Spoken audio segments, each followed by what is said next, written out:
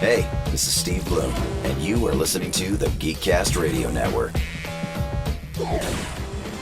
You're tuned in to Steve Unaltered Geek. Hello and welcome to Altered Geek. I'm your host, Steve Phillips, and joining me for the first time in a while since I've moved is TFG1 Mike. Where's Megatron? I killed Moniker about 5 episodes back. Really? Yeah. Why? I don't know.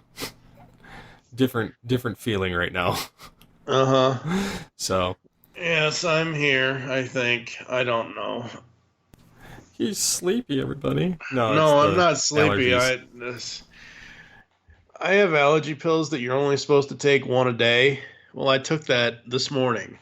And now, all of a sudden, 20 minutes before we're starting to record this episode... It strikes again. Exactly. So, yeah. Somebody put my nose in carbonite, please. That's also a computer backup company. So yeah, I know. So I'm put your not snot talking right back up in the. All right. So, yeah, it's been a while since we've recorded an episode of really anything. I've been kind of MIA as far as the rest of the world's concerned. I'm getting back into the swing of things on Twitter, much to Mary's chagrin. She found out that I was recording by Twitter. All I'm going to say is, I don't understand. That's all I'm going to say. Yeah, so anyways, fun little side note, since I've moved and I've relocated my office to a closet, I'm on a fold-up table with my computer and everything, but it seems to work fine. This is actually the second podcast I've recorded since I've been here. And I'm running on Wi-Fi right now, which is my old wireless N USB stick that's on my computer. Yeah. It's been in cold storage for years because I've been plugged in manually to the Ethernet port because I had a really long cord at home in Michigan. And based on where I had to put the modem for the Ethernet plug here, and the router, I don't have a long enough cord to go 12 feet. I just need to buy one, to be honest. It would be a lot easier. Every time I boot up my computer right now, I have to switch USB ports with it and then reboot, and then it will detect the thing, and then I'm like, yay, I'm back in action. Whereas when I build the new computer, my wireless is going to have 2 different wireless signals built into it. It comes built into the motherboard, so I won't have to buy another adapter if that's the case. But to be honest, I could care less that it's got Wi-Fi built into the motherboard. Other than for purposes like that, I could just take it. It doesn't matter. It's not an extra peripheral or anything. I chose the motherboard because it's got 10 USB ports in the back. Wow. Which, to me, is like a big deal. Like, I have 2 in the front of my computer, and my power supply is not strong enough to run everything. So if I plug in 2 to the front, and then I have I think I have 8 ports in the back. If I have all of them filled, one of the items quits working. Oh, jeez. So I have a 550 watt power supply. I need to upgrade to like a 750. It's expensive, and I don't really want to spend the money. But I'm going to have to when I upgrade. Yep. So, yeah, that's what I have to deal with every time I get on. And then, of course, updating software constantly because I'm not on it as much as I once was. Yes. Which is sad. Yes. So. Yeah, so I honestly don't. I think it was, what was it? I don't think it was 324. It was one of them numbers recently that I was on, but I don't even remember what the heck we talked about. I honestly don't remember.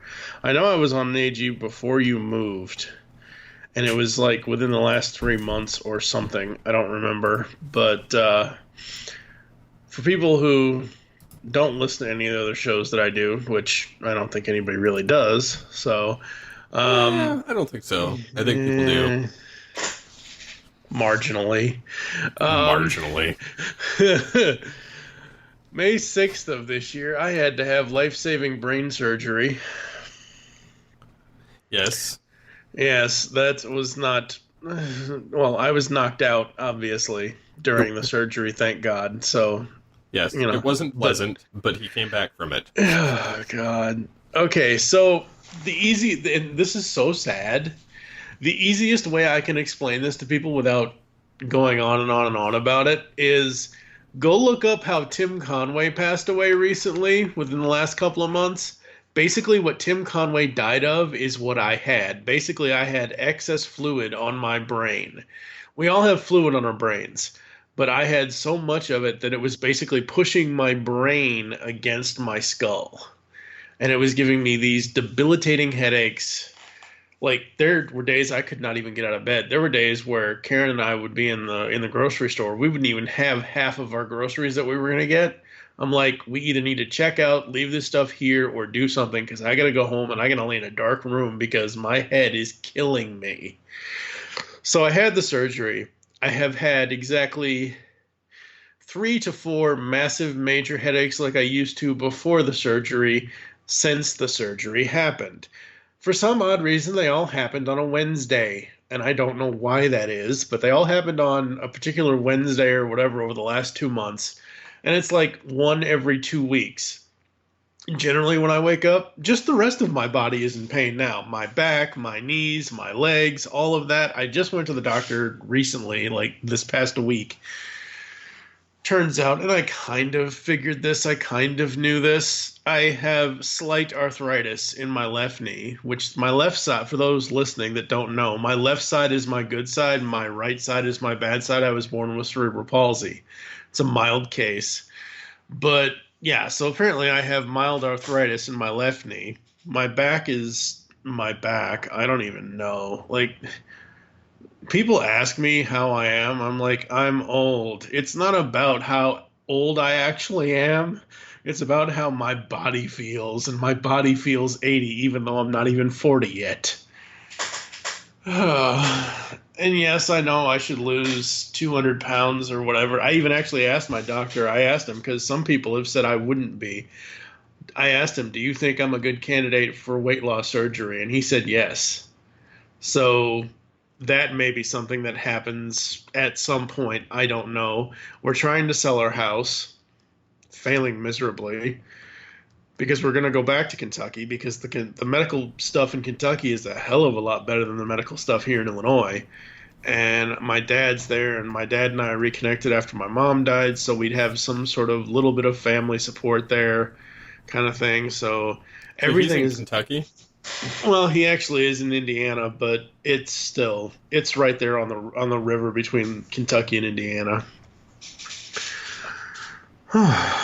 So, yeah, podcasting, it's like, oh, the pull bag. Record this, edit this. Oh, wait, I should really post date that to where it was originally supposed to air because, crap, I have so much other things I want to do. I can't just post 10 episodes of one show in the same day or whatever. And it's like, oh, God. And all the other shows are just... It's all, there's too much life happening. And I've said for 10 and a half, 11 years, life comes before podcasting. But sometimes there's just too much life going on. It happens. Yeah, so does that other thing. Yeah. So, yeah, I've of course been out of the loop on some of the stuff. I've been having fun watching Insanity on Twitter, and Twitter is toxic. But it's funny. Yeah. It's funny at times, and then I enjoy watching certain people, kind of dive in there and say certain things, and for the most part, I just kind of keep myself out of certain conversations now. But Yeah. The impulse is still there. I just have to resist the impulse to say things because I just don't want to get into one of those Twitter feuds. I just don't have time for it. I have a feeling it would heavily derail before I could get a handle on it. Yeah, I am like Twitter for me is like Twitter for me is like the little 40 character statuses now, unless I'm promoting podcasts. I am very rarely on Twitter. I am more on Facebook. We've had this discussion for years, kind of thing. And even on Facebook, I don't get into fights. I don't get into arguments. I still share a crap ton of stuff. I will say this, and I know a lot of actors, a lot of Hollywood people, whatever, would do this, and it would be fine. But it's not every day you expect to get an answer from certain people. Mm-hmm.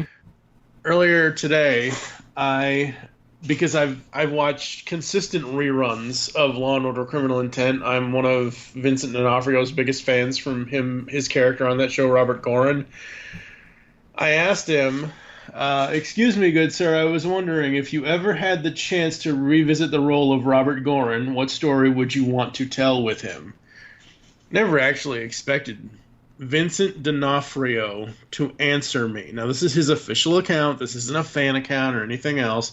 He says, I haven't put any thought into that in particular. I've always wanted @WolfEnt to let me make a film about Gorin based on the novel The Detective, which is a New York story. Dick never got back to me on it. Maybe someday. I'd love to do that with Mr. Wolf. So I thought that was really cool. I'm like, hey, I actually got an answer back from an actor, from a guy that I've seen in so many different, like he's Kingpin and Daredevil on Netflix and everything else and all that. And I'm like, oh, that's cool. But yeah, Twitter, unless I need to catch a news story that I don't see on Facebook, or unless I'm promoting the podcast stuff, I'm not on Twitter as much as I used to be. Yeah, I mean, I'm on it still. Oh, I'm there. I'm just not. I'm more of a lurker these days than a full-on poster. I do a little bit of both. Facebook's more of my, I'm good. Yeah, I prefer to stay away from it. That being said, there's always something funny to see on there. So I'm still doing the writing thing. Uh-huh. I don't know if you follow any of that, but for a while I was writing for one site, and because of the nature of having to pack and do all these other various things, I was like, look, I'm not going to be around for this amount of time, blah, blah, blah. Now, mind you, I wrote like 30 some odd articles in my first month that I worked for them, and then it kind of dwindled away little by little. Which worked out because I had other things I had to take care of and, life things. Even though it was money I was pushing aside. And then I just reached out. It was like, hey, blah, blah, blah. I can still write, a couple for you here or there. And, I haven't heard anything. So, but I'm still writing, articles for a magazine that I was writing for in Michigan. They contacted me the other day. They're like, hey, do you still want to write an article for the, the deadline's the 25th, blah, blah, blah. So the next day I wrote the article and I was like, okay, I'm good. Like, send me money. And then, I've got another site that I'm going to be writing for, which actually pays better than the first site. So I figure I'll be able to not only upgrade my computer sooner, but I'll be able to save for a down payment on a house, because housing here is way more expensive than it is in Michigan. Yep. It's I mean, your house pricing. Oh yeah, I know. So anyways, I mean, but the area is so much nicer. People are nicer out here in Colorado. Yeah. Like, everybody's actually, like, polite. People are helpful. People are... It's that fresh air. It's that mountain air. It's gotta be. It's gotta be. And we all drink from the same water. It's all from the mountains. It's either that or they're all on helium because... Well, they do have hot plants out here, but still. It's not, I doubt it's that. I think it's just because people are just genuinely, like, not as busy and, like... like, you go to a more populated area, people are kind of like, get out of my way, man. Yeah. Whereas, here, it's not so much of that. People are actually like, you can go to a Walmart and people are actually nice to you. and that speaks volumes because, coming from Flint area, you go to a Walmart, they're like, where are the workers, for one? And then two, they're looking at you like, why you here? get Yeah. out my store. Yep. You know, so it's, exactly. you know, it's like, you gonna rob the place, get out. So yeah, it's so much nicer being here. By comparison, the funny thing now is, you were an hour behind me, now I'm an hour behind you. Yep. Yeah, we're leapfrogging over each other, folks. Yep. And then if you move back to Kentucky, then I'll be It's 2 hours. 2 hours, yeah. That means I'll have to like start sooner on my time. Well, if we could still afford to go out there, we can't now. But if we could still afford to go out there, and Karen and I went out to Oregon, where she really wants to be, Then you'd be an hour. it would be. Well, yeah, I'd be an hour behind you now, or an hour, whatever. Point is, Eastern time zone and Pacific time zone, I can deal with a 3-hour difference. I can deal with Eastern and Pacific. It's those middle time zones that screw me up. Like, especially like when recording with like someone like Lady Rec, who she's in Arizona. Arizona doesn't do the DST thing, so it's like, what time is that again? Because it's like, damn, I don't know anymore. Yeah, I have a hard time differentiating it. Like, for a while, I was forgetting what time was what. Yeah. In what area, and it just makes it difficult because I'm fully acclimated. Yeah. But it took me a while, and my sleep patterns were even out of whack. Yeah. I mean, as beautiful as Colorado is, that fresh air almost killed me 3 years ago. And it wasn't even really fresh air. It's more of the altitude than the actual fresh air. See, the altitude did 0. No, it screwed me up. Like, and that's the stupid thing. It shouldn't have. But in that past life that I used to lead, where I went out to California that one time. Yeah. It's like, I had a layover in Denver, and I'm like, okay, sure, fine, I'll be fine. As soon as I got off the plane, as soon as I walked 5 feet away from the gate, I'm like, ugh, I gotta sit down. If I don't sit down, I'm gonna fall down. I got so dizzy. And I'm like, it's just the airport. It's just Denver International Airport, or whatever the Denver airport's called. And it's like, damn. Well, you are a mile higher. Yeah. As opposed to, like, your Kentucky or your Michigan or any of those things. So there is a big difference in altitude. Now, don't get me wrong, it didn't affect me one iota at all. Like, I was perfectly fine. But it's just, I don't know, just it's an adjustment. Yeah. For sure. And so yeah, I really wasn't sure what to expect. And so yeah. So anyways, we should probably get into the episode instead of ranting like crazy lunatics on this is the episode. That's what we do. We rant like crazy lunatics. That is true. Speaking of ranting, something that caught my eye, and it was after the 4th of July, which is funny. Bank of Canada asked Star Trek fans to stop drawing Spock on their $5 bills. And it's funny because people have been doing this for years, but it's gotten more rampant because if you look at whoever the prime minister of this person is, it's going around again because of the way it features Canada's 7th prime minister, like Sir Wilfrid Laurier.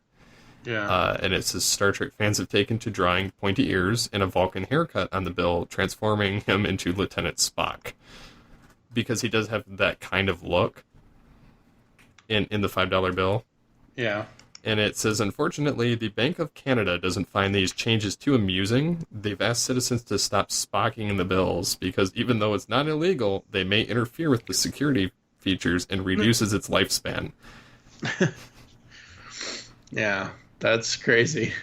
That's just...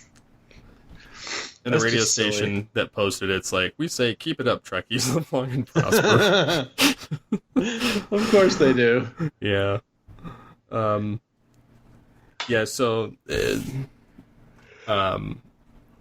then you're gonna go like, I've been having fun with the technology world right now just because a lot of goofy things are going on. You know, like Google trying to join Dish to create a fourth mobile network.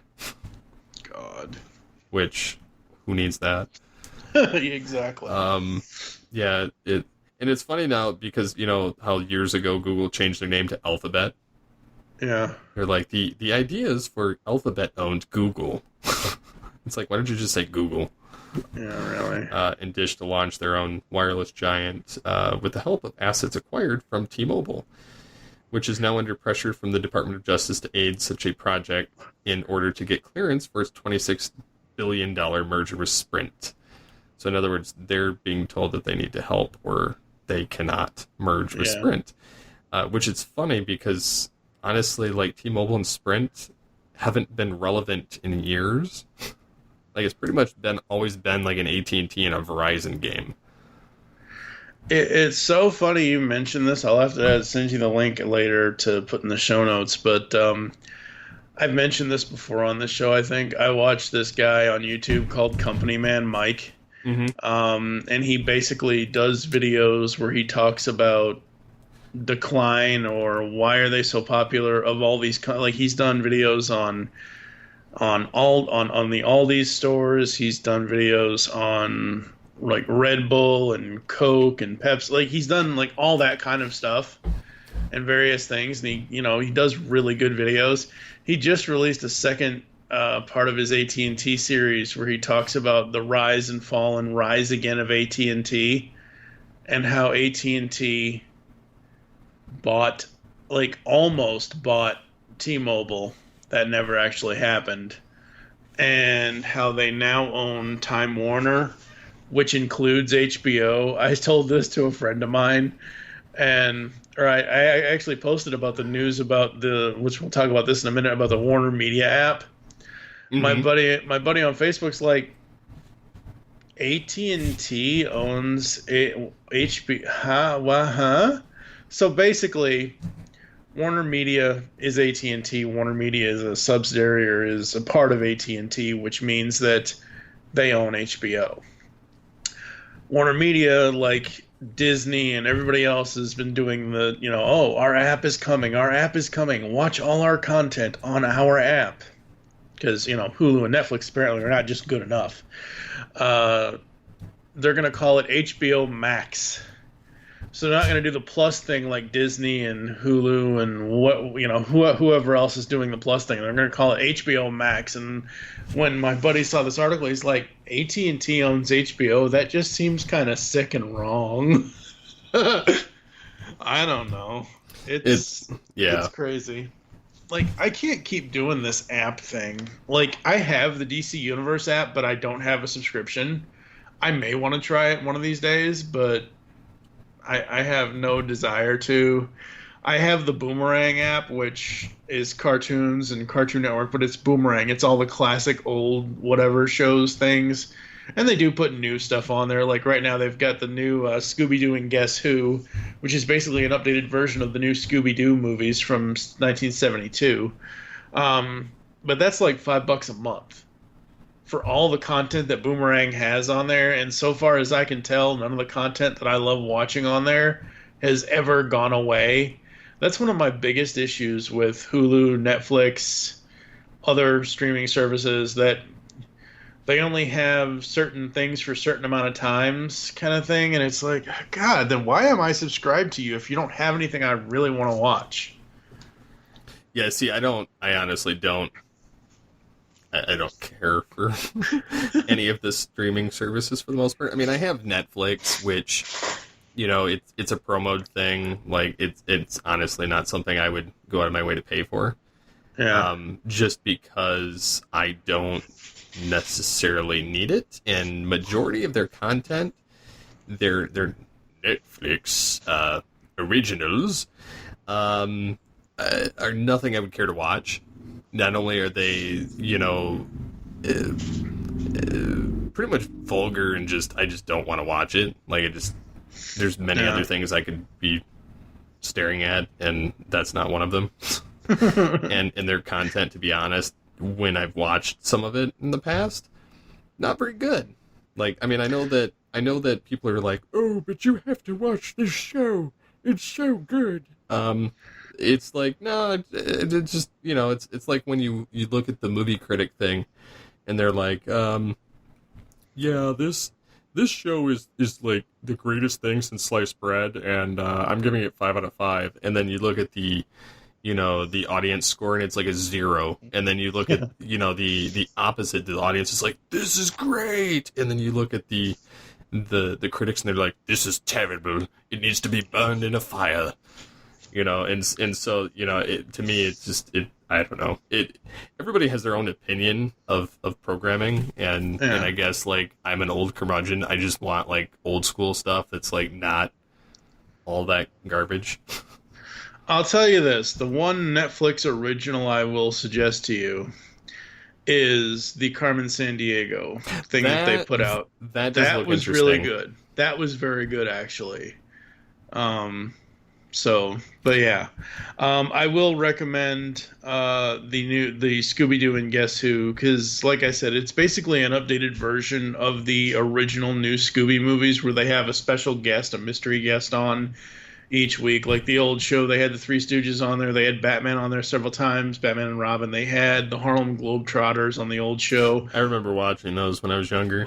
Yep, on this show so far, and you can kind of tell, but they keep it a mystery. You can kind of, like, I know the very last episode is going to be Batman, because I can tell by the silhouette, and I know for a fact. One looks I'm like fairly Steve certain, Urkel, I think. Yeah, it will be. Yeah, one of them will be Urkel, originally voiced by Jaleel, so Jaleel is coming back.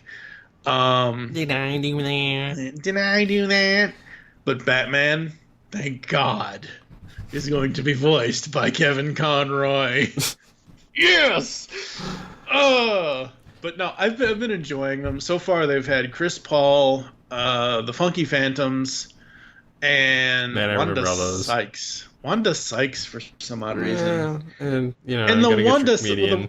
the Wanda Sykes episode that actually just aired as we're recording this, it was also kind of a Megillah Gorilla crossover where Mr. Peebles went bad.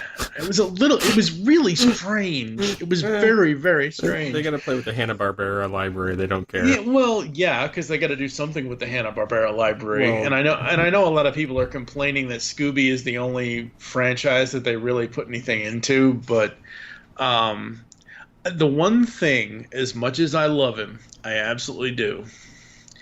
It's so weird to me in this show when Frank Welker actually talks more as Scooby than Scooby ever talked before.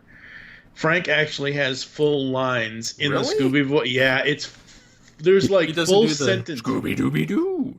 Yeah, he does do that, but like. But he does it in that voice. No, he does it in the Scooby voice. He has his own Scooby voice, but Raggy, yeah, I want to go chase the cat. Yeah, but there are longer sentences that he says, and I can hear more of Frank than I can hear of Scooby. It doesn't sound like Fred coming out of Scooby. It's Scooby's voice. It's Frank's version of Scooby's voice, but it's more of Frank's voice than the actual character, if that makes any sense. Yeah. And it's freaking me out. It's a little weird because, yes, Scooby has always talked. He's a talking dog, but he's never talked to the point where he needs to have, a Johnny Carson monologue. And Shaggy's just his Ed McMahon. I mean, it's never been that way.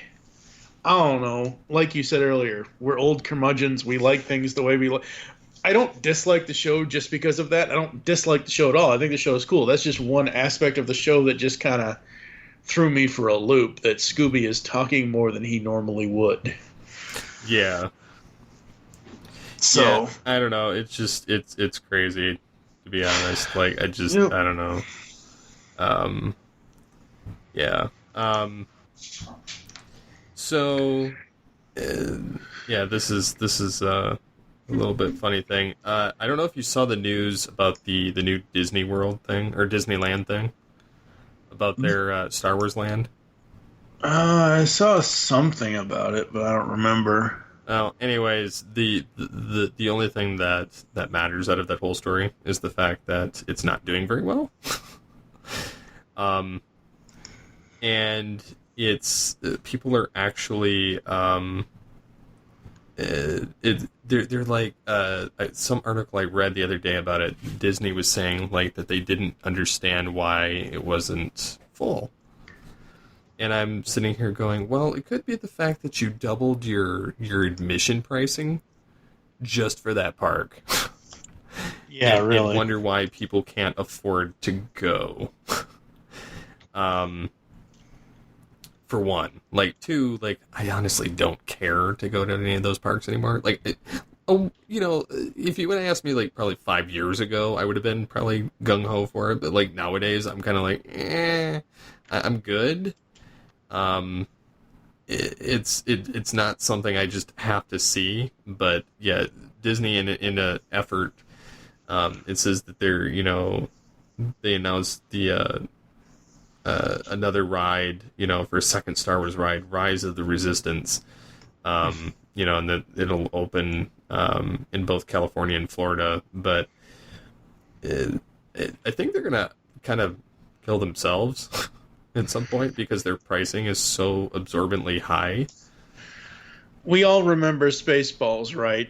Yeah, we all remember and love the film Spaceballs. Merchandising. Disney is going to merchandise their butts off with the Star Wars thing, with the Marvel thing, with everything that they've bought, because they need to make all that money back. Like, what'd they spend on Star Wars? $4 billion or whatever it was? Or it was something like that. But... something like that. What'd they spend on Marvel? Like, I don't know. Whatever. The point is they're going to make their money. They're going to make their money because that's where they're going to make it back, is in the admission prices to the parks and all of that. Our good buddy Optibotimus actually works at Disneyland. So he does? Yeah. He doesn't do the videos anymore? He does every now and then, but I'll tell you, bud, the YouTube pay bubble has burst. It's not what it used to be. See, I haven't paid attention in so long. It doesn't, like, I was kind of surprised that it took this long, to be honest, but yeah. So everybody had to go get a real job. Yeah, it's burst over the last couple of years, actually. It's not just recently, but it's one of those things where it's probably why a lot of the YouTubers that are huge had to diversify and like write books and create films or their own production companies or other projects, because if they didn't, they were going to lose it. There's as much as I love this show, I know some people don't. There's a Johnny Test episode called SnoobTube. It's basically making fun of becoming the big YouTube star thing. It's absolutely hilarious show. And it just goes to show you how fleeting fame is and how fleeting success is at times. It's just crazy. But the Disneyland and Disney World stuff, like, if I was a kid today, the way I was a kid, back in '86 when I originally went to Disney World, I don't know if I would like everything that the current park thing does. I don't know. I don't know what 6-year-old me would say about that. I didn't grow up going to Disney, whereas my wife did. Yeah. And to be honest, when I went, I enjoyed it, but it's not something that I would probably go to ever again, just because it's kind of like a one and done. Like, it's not. I've never been one of those people that really cares to keep going back to something. Yeah. It's once I've done or experienced it or whatever, I'm kind of like, okay, I did this, and then I kind of go on. Depending on what it is, like there's certain aspects like voice acting, which I will actually get to do legitimately in September. So I'm very, very geeked for that. So yeah, I get to be the producer too. So awesome. Yeah. I mean, like, I've been in my lifetime, it has not been any time recently, but between the time I was born and the time I was 20 years old, I had been to Disney a total of 6 or 7 times in that first 20 years of my life. I remember age 6 the most is because I was huge Chip and Dale fan back then. This is before Rescue Rangers started up. This was just regular old Chip and Dale classic Mickey cartoons. My biggest thing, and I was, which I'm not now, sadly. I wasn't a beanpole skinny kid, but I was a hell of a lot skinnier back then than I am now. And even back then, I was complaining up and down Main Street. I hated walking Disney World. I couldn't stand it. Nowadays, if I went, I would want to go to like one of their special hotel things to get a specific, like, you know how I think they have these, specific memory or specific theme or that kind of thing. I would probably want to do it for that, but you're right. Once you go once and you get in as much as you can get in, or you get there and you see what you want to see, and then you leave, I don't know, but they're gonna get their money because people often, go out and spend that money. Oh yeah, totally. So, then we had the big internet meltdown of 2019. Like twice in like 2 weeks. I absolutely love, I know what you're gonna say about Facebook and whatever, but I love when you tweeted about and you blamed Cloudflare. I love that they basically tweet back at us. Where is this? Wasn't that a beautiful tweet? Yeah, where is it now? Oh no, it's gone. Damn. You must have deleted it. Yeah. What a bummer. That sucks. But basically, you under the Geekcast Radio Twitter account basically blamed Cloudflare for the Facebook and blah blah blah. And I guess somebody who works at Cloudflare is like, It was their CTO. Oh, wow. Okay. Yeah. Their chief technology officer tweeted me and was like, because I can't remember his name, but he tweeted me and they were, he's like, don't blame us for Facebook being down. We have nothing to do with it. Our stuff's all working. And then if you looked at their site, like they clearly were in error. Exactly. Like, granted, they may not have been, I said as Facebook and the rest of the internet is keeling over right now from the Cloudflare error, and remember that your friends that won't let you down, and and have a safe 4th of July weekend, and Unleash the Geek in You will return with more brand new episodes next week. Yep. And yeah, it was funny to get a reply. Considering I didn't even tag them, they just were exactly. You just mentioned, and that's the thing. That's another topic of discussion. That's a lengthier topic of discussion. We can do it another date, whether it's on Altered Geek or GCR or wherever. I just mention that I'm hungry, or I want a hamburger, or I want a pizza, or I want something, or I say the name of a restaurant. Like right now, I'll say Chili's. I bet you 10 minutes from now, I get an email from Chili's. Oh, come back into Chili's today to get your rewards. Or something. I'll mention ice cream, and I'll get an email from some ice cream place or something. And it's like, damn, y'all stalking me. And that's the funny thing about it. It's crazy. Yeah.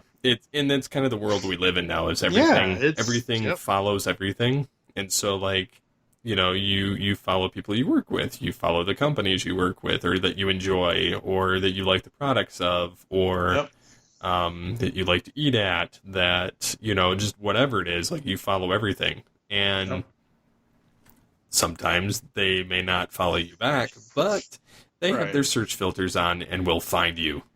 Yes.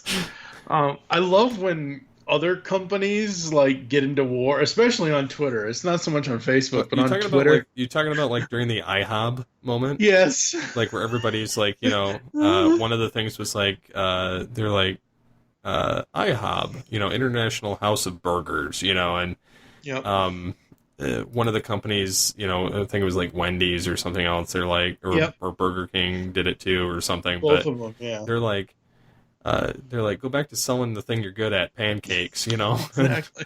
and then I see their new slogan or their new ad campaign this year. what does the P stand for, you know? Well, no, it's not that one. It's the other one. It's, we have plenty of pancakes. Look at this, third pound, ground beef. Like, they're basically calling their burgers pancakes is what the ad is doing. It's like, oh my God, just wow. Well, it almost reminds me of that time that, what was it? I forget the company. They did, what was it? They tried to make it. What was it, like Carl's Jr. or something? They tried to make like a burger, the Spielberger, or something like that. Like, wow. During the Ready Player One campaign or something, and they were trying to get in on it, and they had one of their guys like recording himself, like trying to deliver the sandwich to Steven Spielberg, and his people at the gate are like, "Nope, you can leave the food, but you can't get in." And they're like, "Okay, that's fine." And then there was like a note later that said Spielberg ate it and liked it, but they can't use his name. The sandwich. That's funny. But yeah, it's just funny to watch things on Twitter sometimes. Yep. But so among other things, I've been having fun watching other tech companies such as like Sony working on the new smartphone that rolls right up. Yep. And I more or less said on Twitter just sarcastically, the trick is if it rolls back out and still works. Otherwise, we could be looking at a phone that is truly throwaway. Because there really aren't any. There's a lot of gimmicks out right now, and there's no real innovation between any of the companies. Other than, I can fold it in half. I can roll it up like a paper towel. Like it's like, okay, I get it. Like, you want something that's bendable, and yes, you've achieved that goal. The thing about it is, it's still a gimmick. Like, don't get me wrong, I still want the Motorola Razr when it comes out, like the flip phone one, but I don't think that the bendability of it is going to last. Like, I don't think the bendable hinge and the bendable glass is going to last very long. Yeah, no, I have zero interest in any of these new foldable whatevers. I mean, it's funny because some third-party company, like, just from somewhere made one, and it was expensive, but it was also a garbage phone, but it was still the first one that was made with the bendable screen before Sony or Samsung got to it. And then Samsung made it and it completely botched it. It had creases, marks in it, it broke, like it, so they went back to the drawing board, and Sony's got this one now that, you can roll it up, do you know what with it, but and then Apple might launch a foldable iPad, oh God, now, and I to be honest, I don't see the need, and I waited 6 years to get off of my Galaxy S5 because 1, the battery life was horrid, 2, the signal was horrid, and 3, the camera was horrid. So I got the Google Pixel 3a XL, which was still half the price of their $1,000 Pixel 3a, or 3, not 3a, and it's basically the same phone with like some inferior, like instead of being like waterproof or having the wireless charging, or it's got a slightly inferior chip on it. Other than that, it's the same phone. Like, now, I love the idea of wireless charging. I really like the do. Idea. I would never use it. I mean, I like that. I think that's super cool. Specifically for, like, just for me, not necessarily to share the charge, like, not to do it the way they do it in the commercials where it's like, you need a few bars? Sure. Like, not that way, but just generally, instead of having to plug something in every time I need to charge my phone, I just want to set my phone down on something and it just automatically charges. So I like that aspect of it. But at the same time, I was looking into like the S10s for Samsung.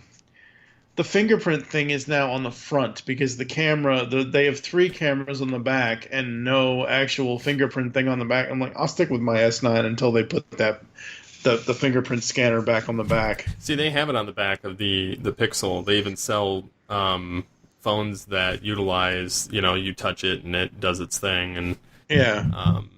the only thing I won't use is that feature because I don't trust Google with my fingerprint. That's true. I mean, think about it. You're Think giving about them. that. I mean, they're already, with Google Chrome. Not only are they a resource hog now, because they bloated it out with privacy, stealing information, and adware, which is why like things like Brave's browser and Firefox are gaining traction again, is because people don't want to be spied on, and that's what Google's doing. Granted, if you've got a Google Home or you've got the Alexa or something, oops, You're sorry, fucked. yeah, I just triggered somebody's Alexa. If they're listening on that, I said it twice. Alexa, play Altered Geek. So yeah, I meant Echo. But anyways, the whole thing with that is they're recording everything you say. Yeah. Everything. Which is funny because they're really not getting much out of mine besides, playing, music, do a timer for cooking for my wife's sake, and then what's the weather today? I mean, really, I don't use it for anything else. I mean, like for me, for my phone, like one of the things I hate, I think it's more Android than it is, I could be wrong, but it's more Android than it is Google. The Bixby thing,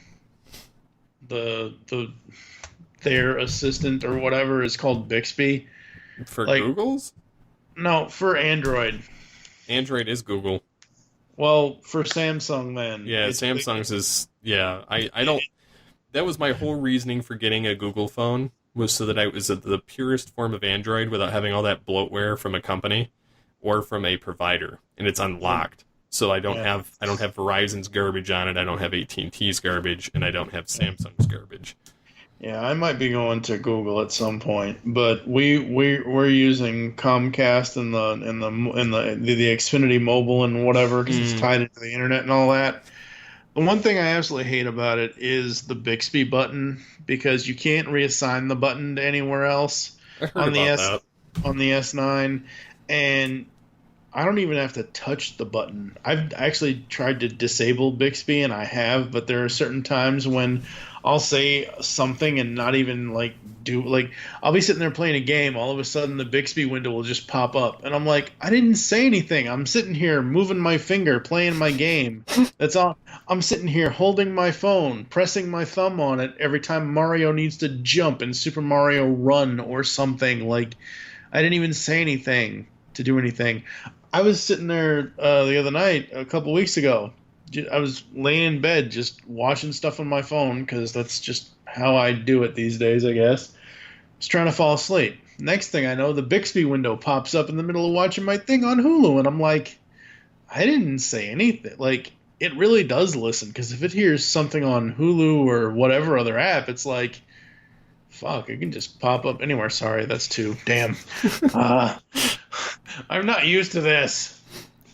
Learn. I know. Teach you where you learn. No, probably not. Yes.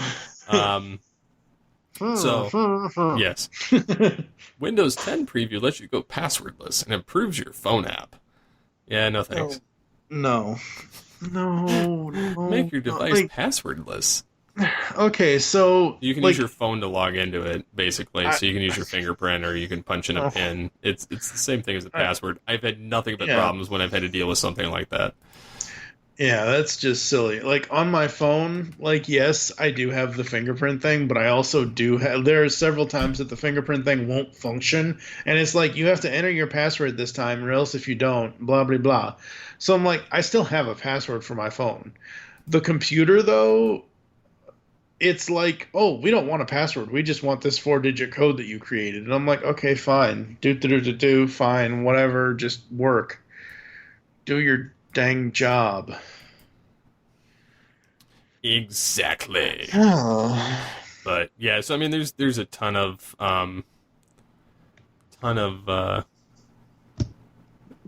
stuff that's always changing with technology, and it's always fun to sit there and just kind of nitpick on some of it, because some of it's so, I mean, the innovation's great, but the pricing and the fact that some of it just really isn't needed just boggles the mind. You know, like Microsoft trying to tease their whole Windows 1.0 and with the social stunt, which all it was a thing that, hey, we're going to be on Stranger Things season 3. Okay, and that's the other thing. Like, I'm sorry. I've used Windows 1.0. It's terrible, but yeah. I don't have enough time in the day to do all the stuff I want to do anyway. And I'm tired, and I'm done. I'm done with wasting my time on trying to start new shows, especially if they're 3 seasons in. And everybody's like, oh, it's not horror. It's just, it's sci-fi horror spoof or whatever. I know it's a series. I know Stranger Things is a serious show, but it's just one of those shows that I'm indifferent to. I have zero interest either way, good or bad. I don't care. I don't have enough time to dedicate to that show when I have so many other shows that I already watch. What's funny is, although I'm still watching several shows, as soon as they get, usually, if they get canceled or if they have a series finale, then that's it. Like, I have been really diligent the last 2 years of not picking up a new show. And it's worked wonders. I've gotten so much, like, free time back from doing that. Well, I figured out, like, this is the reason why I don't play video games anymore. Not only did I sell all my consoles years ago, but I was playing, like, I used to play Battlefield a lot. I take a wild guess how many hours I dumped into that game. Battlefield 4.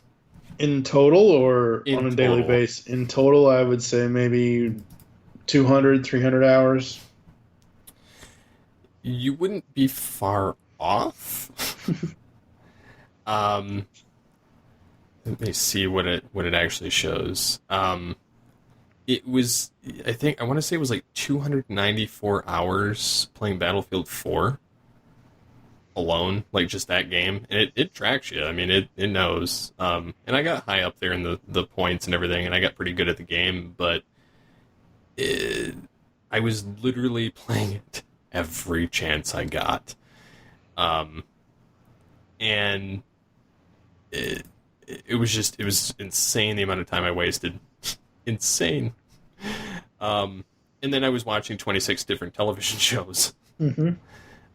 All at the same time. I would have them all on the other screen, though. And I would be doing both at the same time. And yeah, I came to this point, I was like, I gotta kind of cut back because I'm just wasting my life at this point. And I just really didn't want to pick up any more shows, too. So that was the other part of it.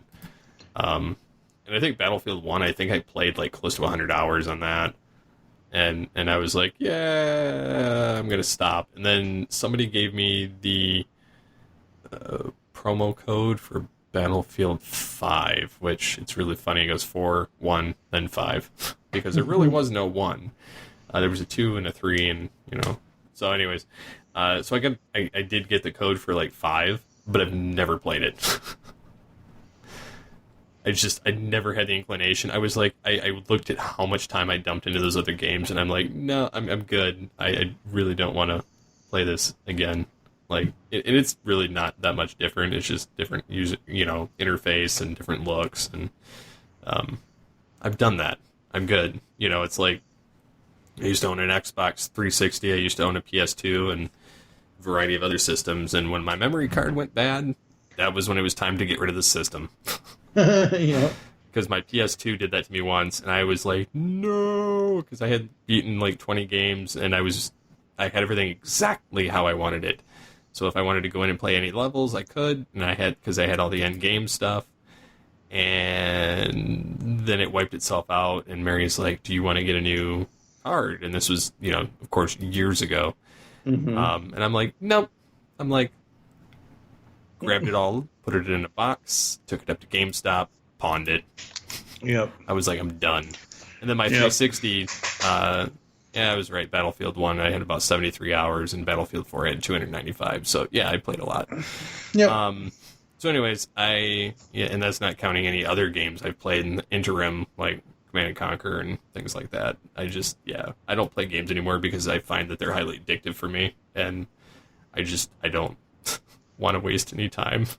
I barely get time to podcast. I don't want to have time to do that. So, I don't know, priorities, I guess. So, but yeah, I don't know. I'm just, in television shows, it goes hand in hand with, like you're saying, I don't have any ill will against any of the shows. I just don't care to pick up a new one. And so I've been staying away from everything. Yeah, I've more so been just dropping everything. Like, I used to watch, not all of them, but I used to watch the Chicago shows from Dick Wolf. I used to watch Fire more than the other two, PD and Med. I don't watch Fire anymore. I used to watch, I'm kind of still watching Supergirl is probably the one CW superhero show I've dropped the fastest because it's a slow decline on the quality of what the story is that they're telling, whereas at least Arrow has gotten better in season 7. Well, and Arrow's ending. Well, true. Yes, I understand that. And they're all rolling into that crisis thing. Yeah. And so, yeah. I mean, there were a number of those. But at least with Flash and Legends, at least there's enough enjoyment for me there to not overly especially Legends. Legends is just a fun friggin' show. It really is. The Flash you can kind of criticize and yada yada yada, but Supergirl really is the worst out of all of them. It sucks. I don't know. I'm kind of ready for them all to end at some point. Just because it's, I don't know, it's easier for me to get rid of them that way. I have cold turkey given up some shows, and, I used to watch Supernatural, and I used to watch, some of the other ones, and then I kind of came to this point, I'm like, I probably shouldn't be watching that anymore. Plus, they just drag them on, and the stories get long, and, just some of the stuff. And then just kind of my mentality and how I think of programming now, it's a little bit different. So some of the shows I dropped cold turkey just based on that alone. But I'm still I still like the Orville. I still like Trek. Those are still kind of my go-tos at the moment. Although I do watch a lot more documentaries now, which is interesting because about a year ago or 2 years ago I started watching them and I could actually sit through them. Before that, they used to put me to sleep. That's why I watch a lot of, I've been doing this for years now. I watch a lot of true crime shows. I watch a lot of Investigation Discovery and HLN, because HLN shows consistent reruns of Forensic Files. They're just now getting to start up new shows. And the Oxygen Network, which used to be all women's stuff, they're starting to be like the second best true crime network behind ID, and they've got true crime shows and that kind of thing. Documentaries, I can watch them. I enjoy them, but it has to be the right kind. It has to be the right. It has to be the right subject, and it has to be the right time for me to sit down and actually watch it, and not just turn it on and fall asleep. Yeah, I get that, and yeah, it's definitely one of those situations for sure. I kind of have to pick and choose. What I kind of go after at this point. But yeah, so I've been learning a lot of new skills, you could say. Yes. For things that I've never had to do before, but it's very enjoyable. Well, there you go. It's funny because about every year I go through this kick where I want to like take classes for stuff or learn how to do new things. But I haven't had that kick this year because, one, I had planned on doing some of that in January, and then in February I got laid off. So I have some courses on, I forget what the site's called. Oh, it's Udemy.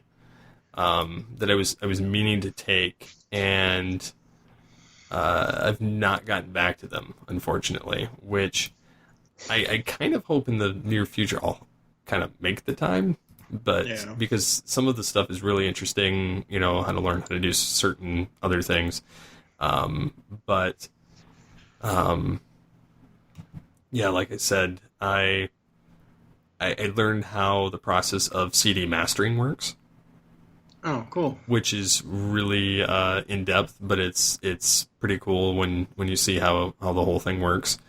And that's where you send it off to a distributor to stamp the discs, Right. which is better than burning the discs because it hits them all at once and it actually embeds it in the disc. Whereas burning the disc means that it's a very surface level thing. Yep. So if it gets scratched, it's more likely to completely fail, whereas a stamp disc is less likely to completely fail because it's embedded. Yeah, I got to learn how that works, the process of publishing and editing. So that's of as far as like print material, which has been really interesting. I don't know, I kind of am thriving in the fact that there's challenges, and every day is different, and I enjoy that. I think that's one of the things with the previous places that I've been employed. There was no challenge; it was the same thing day in and day out. Yep. Whereas here, nothing's the same. It's great. I love it. It's fits my personality very well because I like organization and I like to do that. So. And I like to create things. I also created this pretty nifty podcast dashboard that I'm pretty proud of. I took what I made at the Blaze and enhance.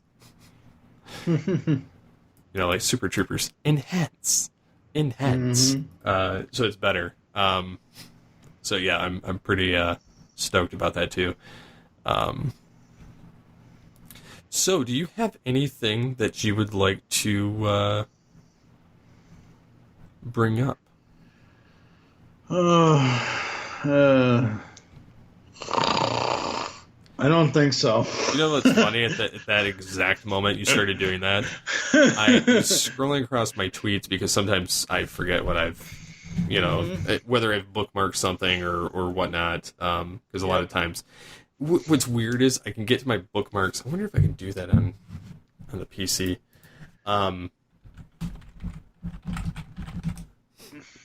doesn't let you do it, does it? Nope, doesn't let you do that. Nah. I was trying to do my bookmarks for on the PC, but it doesn't let you do that. You have to do it on the mobile app. You know, because I bookmark things periodically for future reference. Right. And yeah, I was trying to find if there was anything else to bring up. And I scrolled across an image where I said I was unpacking or driving or doing something with the truck. And, it says packing day has arrived. In 2 hours, we'll have our moving truck, and in 3, the loading begins. Can't wait to be unloading next week. And then it says me at this point in the week. And then it shows a dog laying against a door frame with its mouth open. It says, so tired. It's so tired, yeah. I do remember seeing a story, I think it was a day ago, I think I saw it on Geek Tyrant. Maybe we're getting a Batman Beyond Blu-ray this year. I think somewhere in October.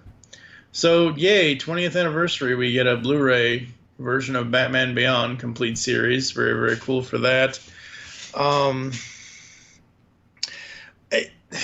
I'll tell you, like, at the top of the show, we mentioned all the health things and whatever else. At the bottom of the show now, it's like, I just want to get up and walk away because my knee's about to give out from sitting here. I don't understand this. I used to be able to sit here for hours on, like we did one year, Brian Kilby and all the Radio Free Cybertron crew and I did. For that. did a 6-hour straight news show about San Diego Comic-Con, and San Diego Comic-Con is next week, and I'm like, I couldn't sit here for 2 hours, let alone 6. Yeah, I don't know how you sat that long, to be honest. And now I'm like, oh, an hour-long podcast. Can my knee survive that? Only if I've had a 7-hour nap beforehand. Oh, yeah, there's no way I would sit for that long on a record. Now, granted, it's different if you're recording voice actors. If you're sitting there doing a 6-hour podcast. Oh, no, yeah, obviously. I mean, if we've got 6 hours with David Kaye, of course we're going to make him do every single voice he knows how to do for 6 hours straight. We're going to have him talking to himself. Yes, absolutely. But just a straight long, like we recorded, it's released, but I haven't actually published it on the website yet. I re-recorded and released Mayhem Mike's episode 52, which is our first All Elite Wrestling coverage. We covered the first two events that they did. One was a pay-per-view event. The other one was a free event. That podcast is close to almost 2 hours, which means we sat here for almost 2.5 hours. At the end of it, I'm like, why isn't my speaker control blue? Because it's supposed to be, even though I have the audio through my headphones. I guess because I got so twitchy and whatever, I guess my foot touched the power strip, and my foot pulled out the cord that goes to my actual speakers on my computer, pulled out the power cord out of the thing. And I'm like, how the hell did that happen? So yeah, me sitting here for long periods of time anymore is not a thing. Not a thing. Yeah, I remember when we did the top 100s, and we sit here for like 4 or 5 hours. Yes. I haven't done one of those in years, and it feels great. Yeah. I don't get me wrong. I enjoyed the conversation. They absolutely. were way too long. Yeah. For my taste anymore. Like, I can't sit there for that long. This is probably the longest podcast I've recorded in 6 months. Well, we haven't talked really very long for That's probably 6 why. months, so it's. But like, it just, I don't know. Like I said, and it's not just sitting. It's any activity. And I know everyone's gonna be like, oh, but you should get out and do activity or whatever else. I'm 6 foot, 400 and something pounds, 408 pounds. I think I was weighed in as the other day, which is crazy. It's not crazy, but which is kind of pissing me off, because since I got out of the hospital, I put the 10 pounds back on that I lost when I was in the hospital, because I didn't eat anything when I was in the hospital. But it's one of those things where any activity, if I'm doing the trash, or if I'm doing whatever, if I'm going to get the mail, I'm only out there for maybe 5 or 10 minutes. Doing the trash is a little bit more extensive, maybe 30 minutes of physical labor, of actually taking the trash out and then taking it out to the front of the house. And it's like, okay, I can do that for 20 minutes. Now I have to rest for 9 hours because my body hurts so much. And it's like, oh, God, my back. Oh, chair with lumbar support. You got to be kidding me. Oh, this chair. Ow. Oh, my knee just cracked. You know what's great? I have a standing desk at work, so I have the option of sitting or not. Oh, God, I can't. I would rather, even though I'm complaining about sitting here for so long, I would rather sit than stand, because there's no way in hell that I could stand and record. Oh, cool. Oh, no. I'm so glad I never became a radio DJ, especially back in the days where you pretty much had to stand at certain points. It's like, no, thank you. Yeah. But yes, we still love doing this, folks. Yes. Well, at least somebody here does. Hey. Wah, wah. Oh, man. Yeah, so anyways, I think that about wraps it up before my cat starts losing it. She's, like, racing around my office like, wah, wah, wah, wah, wah. Crazy cat. I don't know what's happened to her since we moved. It must be the mountain air getting to her, because she's like, ha ha, I can get around the house. Yeah. So just a quick, since you brought up your cat, I'll bring up mine. Our cat Lacey, she's a Maine Coon. Okay, so for the longest time, I had been the one that would feed her, and I usually would go downstairs to feed her in the kitchen. So that's where her water was, and that's where her food was. We had water dishes for her up here as well, upstairs. Well, since surgery and everything else, Karen has to be the one to do the feeding and the this and the that and the whatever. Well, Lacey would never meow at me for food.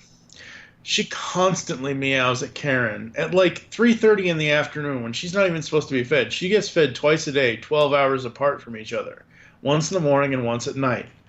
And now she's meowing at Karen at all hours of the day and night. Feed me, feed me, feed me, like we've never fed her or something. And it's like, how come she never did that crap to me? Like, what in the hell? And obviously Karen's had her for X number of years. Like, she's only known me 2 years.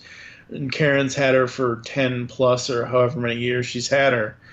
But it's just so weird. And cats are weird. Yeah. Yeah, she's looking at me. She must have heard that. Yeah, she's... Oh, did you hear that? Did you hear that sass? Yeah. Yeah, I heard that sass. Yeah, she's laying on the floor on her side, looks up at me. Yep. Yep, she's complaining. But yeah, that's what she does now. She'll go find me at like 2 a.m. and she'll start going, wow, wow. And I'm like, no. I'm like, go. Sleep. Something. Yeah. But anyways, so until next time, we've been... I've been Steve Megatron Phillips. And I've been TFT1 Mike. Get altered, get geeky with the Altered Geeks.